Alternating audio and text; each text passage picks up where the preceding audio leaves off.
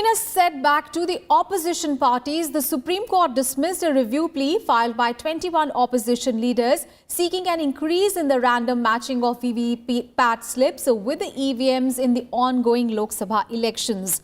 The bench, headed by Chief Justice Ranjan Gogoi, said that the Supreme Court was not inclined to interfere in the matter.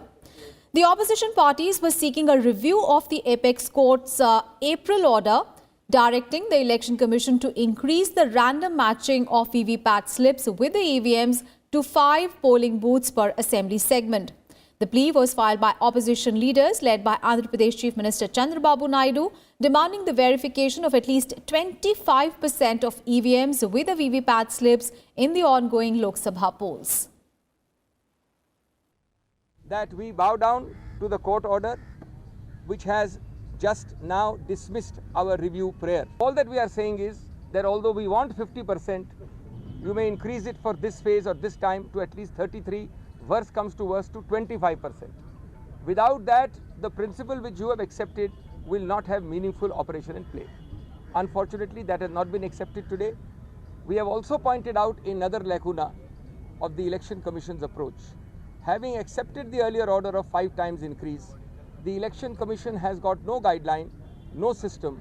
What will they do if all the 5 machines in a particular case, or 4 out of 5 or 3 out of 5, are found to be suspect on a VVPAT auto check?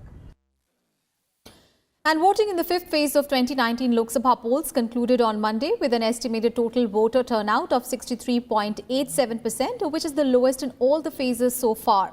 51 seats across the 7 states went to polls in the 5th phase. Voting was held on 14 seats in Uttar Pradesh, 12 in Rajasthan, 7 seats each in West Bengal and Madhya Pradesh, 5 in Bihar, 4 in Jharkhand and 2 seats in Jammu and Kashmir. Talking about the voting percentage, Uttar Pradesh recorded the total voter turnout of 57.93%. Bihar recorded a voter turnout of 57.76% in the 5th phase. West Bengal recorded the highest 73.97% voter turnout in the 5th phase. Jharkhand registered 65.12% and voter turnout in Madhya Pradesh was 68.98%. And Jammu and Kashmir recorded total voter turnout of 17.07% in the 5th phase, and Rajasthan recorded a total voter turnout of 63.73% in the phase 5. If you see how many number of people voted as compared to 2014 in 2019 for the first 4 phases, it is nearly 6 crore more number of voters have voted. So if I give you the exact number, 5.94 crore number of more voters have actually participated vis-a-vis 2014 in 2019 first 4 phases. So that shows that how much is the optimism and how much is the participation. And if I also would like to be very happy to share with you that the women voters have really come out in a big number, and in these 4 phases 20 crore number of women voters have actually voted. If you see the third gender, 6,389 number of third gender people, they have participated. And if you see in absolute percentage figure, for first 4 phases, the voting percent up to 4th phase is higher by 1.09%. So if you add all the 4 phases of 2014 and 2019, the increase voting percentage wise is 1.09%. I now come to the 5th phase. And in today's 5th phase, total number of 8.77 crore electors. They were eligible today to participate in the 5th phase. If I give you the breakup, it is 4.63 crore male electors, 4.14 crores women electors, female electors, and 2,119 third gender. They were eligible to participate. However, sporadic incidents of violence were reported during the polling in the 5th phase of Lok Sabha elections. Incidents like clashes between the TMC and BJP workers, hurling of bombs, injury of a candidate due to lathi charge by the central forces, manhandling of a contestant and beating up of a polling agent were reported in Barakpur, Hooghly, Bangaon and Howrah constituencies of West Bengal. And in Barakpur, BJP candidate Arjun Singh was injured following a scuffle with the TMC workers here. The BJP accused Trinamool workers of booth capturing and of not letting BJP voters cast their votes by resorting to threats and violence. In Kashmir also, there was a grenade attack on a polling booth in Pulwama district. According to the police, the militants lobbed a grenade towards Rumu polling station in Pulwama. Fortunately, there were no casualties reported in the blast.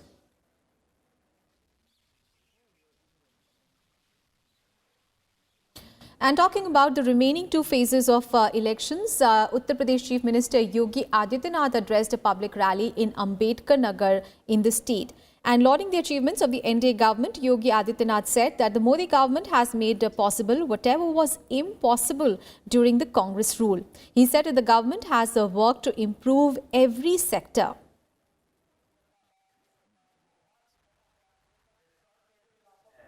बिजली मिली है, कानून व्यवस्था की स्थिति में सुधार हुआ है, गरीबों को मकान मिले हैं, हर घर को शौचालय देने की योजना हुई है और तो और 2 साल पहले एक किसान गेहूं उत्पादन करता था, 1 क्विंटल गेहूं का दाम 900 से 1000 रुपए भी नहीं मिलता था। आज कोई किसान अपने खेत में गेहूं उत्पादन करेगा, भाइयों बहनों, क्रय केंद्र में जाइए, तुलवाइए, पर्ची ले लीजिए, 48 घंटे के अंदर 1860 रुपए उसके खाते में पहुंच जाएगा।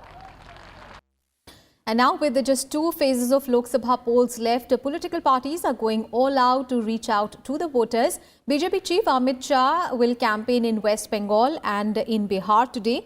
He will address public rallies in Ghatal, Medinipur and Bishnurpur Lok Sabha constituencies in West Bengal. All the 3 constituencies will vote in the 6th phase on 12th of May. And in Bihar, Amit Shah will hold a public meeting in Patliputra Lok Sabha constituency, which will vote in the 7th and final phase on 19th of May. And Congress President Rahul Gandhi is set to campaign in Jharkhand and West Bengal today. In Jharkhand, he will address a public rally in Chaibasa and hold a roadshow in Dhanbad. Voting will be held on 4 Lok Sabha seats of Jharkhand, including Dhanbad, Girid, Jamshedpur and Singhbhum in the 6th phase on 12th of May. And Rahul Gandhi will also address a rally in West Bengal's Purulia district today. And speaking about his sister, Priyanka Gandhi Vadra will campaign in Haryana today. She will address public meetings in Ambala and Hisar. She will also hold a roadshow in Rohtak in support of Congress candidate Dipender Singh Hooda. And SPBSP will hold a joint rally in Jaunpur in Uttar Pradesh today.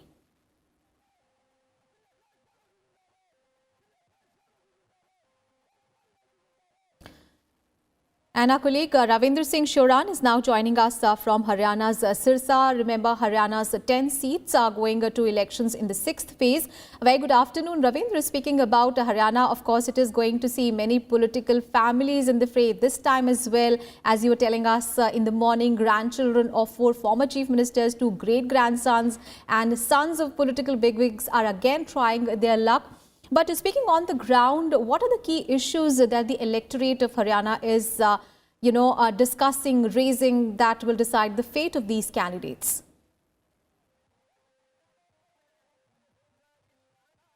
Yeah, good afternoon, Aishwarya. You're right that there are several issues which are doing the rounds in this elections, which includes how the haphazard development which took place during the time when the UPA government was here. The Congress party was leading here for 10 years, starting from 2004 to 2014.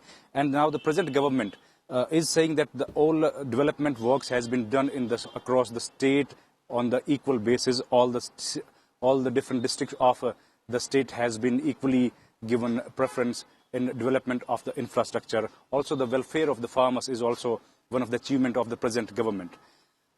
Speaking of the campaigning, the high octane campaigning is going on. The Prime Minister is scheduled to address a public rally tomorrow here in Haryana. Amit Shah is also scheduled to address one rally. Priyanka Gandhi, she is going to campaign out of UP. She is going to campaign here. This will be the first road show of Priyanka Gandhi, which she is going to take place today in the evening in Rohtak. Besides this, Congress President Rahul Gandhi, he is also scheduled to address rally in Sirsa constituency. That is the President of the State Unit of Haryana Pradesh Congress Committee, Dr. Ashok Tamar, he is contesting from there. Sirsa is, I am standing right now in Sirsa, and Sirsa is one of the key contest this time, keenly watched contest by the experts. This is the place where all the top leadership of 4 different political parties, they are from this constituency of Sirsa. See, Ashok Tamar, he is the president of the Congress party. The BJP's state president Subhash Barala, he is also from the same Sirsa Lok Sabha constituency. Chautalas, of course, this is the family, best-in family borough of the Chautalas family, and a lot of things of Chautalas are on stake, especially after the bifurcation of both the political parties in 2 different political fronts. The next seat is Hisar. That is also considered to be a hotbed. All the political experts are eyeing on this. The cabinet minister Virendra Singh, who has offered to resign from his cabinet portfolio only so that the party can allow his son to contest election on the ticket of the BJP. His son Brajendra Singh, who was an IS officer, he tendered his resignation and now he is fighting on the ticket of the BJP.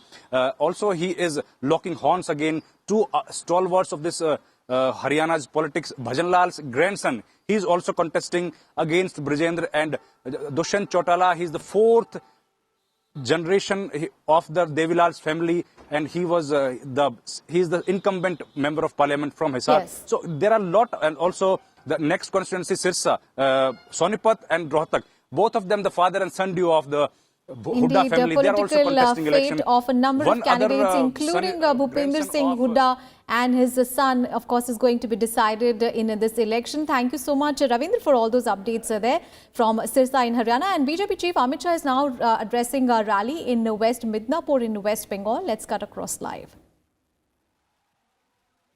आप मुझे बताओ, आप देश के संविधान में विश्वास करती हो या नहीं करती? देश का संविधान कहता है देश की जनता जिसको चुनती है वो देश का प्रधानमंत्री होता है।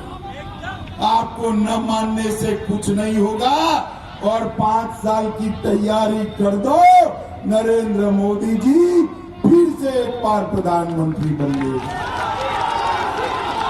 मित्रों, नरेंद्र मोदी जी ने बंगाल के विकास के लिए ढेर सारे काम किए। यूपीए की सरकार थी, सोनिया मनमोहन की सरकार थी। सोनिया मनमोहन की सरकार ने बंगाल के विकास के लिए 1,32,000 करोड़ दिया था। कितना दिया था बोलो भैया? और नरेंद्र मोदी सरकार आई, नरेंद्र मोदी सरकार ने 5 साल के लिए बंगाल के विकास के लिए 1,32,000 करोड़ से बढ़ाकर 4,24,800 करोड़ रुपया देने का, हर गांव में बिजली भेजी, इंटीग्रेटेड पावर डेवलपमेंट का काम किया, 16,000 करोड़ रुपया गरीबों के आवास के लिए दिया, शहर के लिए 1,700 करोड़ रुपया आवास के लिए दिया, अमृत योजना के लिए 2,000 करोड़ रुपया दिया।